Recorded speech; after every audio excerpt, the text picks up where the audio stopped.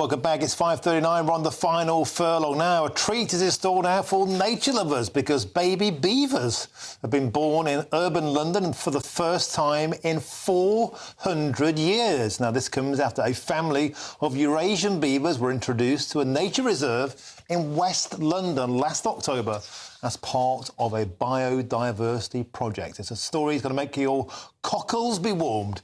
And here is Dr. Sean McCormack, who is the chair of the Ealing Wildlife Group, and he joins me now. What a wonderful story, Dr. McCormack. Tell us more about this magical story of triumph over urban adversity.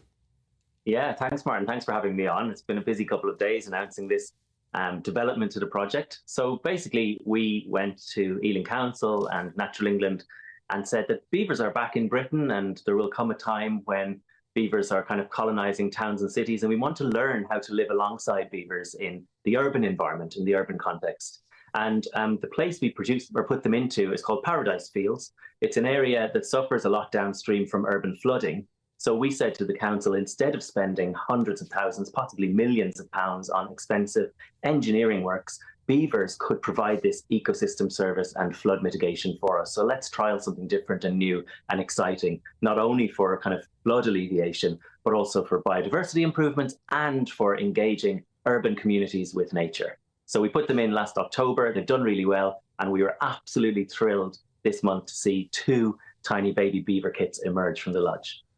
I'm just seeing some superb footage there on the screens of like a nature watch nighttime environment. And of course, Dr. McCormack, beavers were indigenous for many, many centuries all across Europe. They were hunted to the point of extinction, weren't they, because of their pelts. How are you taking care of these beavers?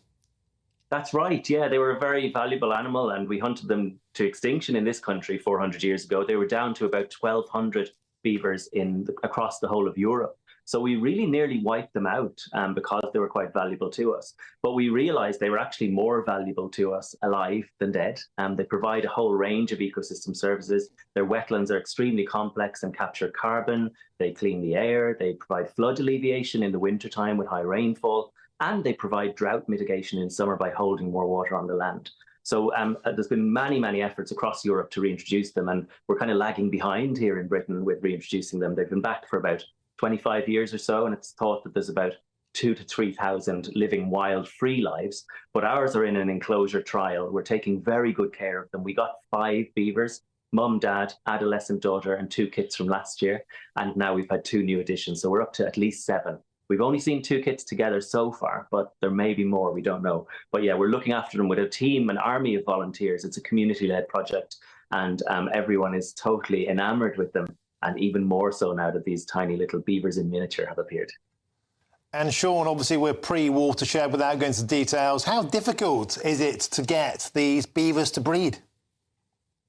We didn't have to do very much. We just provided them with the space. We've given them about 4 times the recommended space recommended by Beaver Trust, and it's absolutely beautiful habitat for beavers. So we were very confident that they would come in there to Paradise Fields in Greenford and think this is a paradise for us. They've got plenty of food, places to hide, plenty of space. Crucially, this is a publicly accessible project, so plenty of space to get away from people and dogs, which was one of the main concerns that the community had around the project. But they've cracked on. They've made 5 or 6 dams now, actually, and they've created deep water refuge for themselves. They were perfectly content. And earlier in the summer, I spotted the mum kind of leaning up to capture some willow and eat.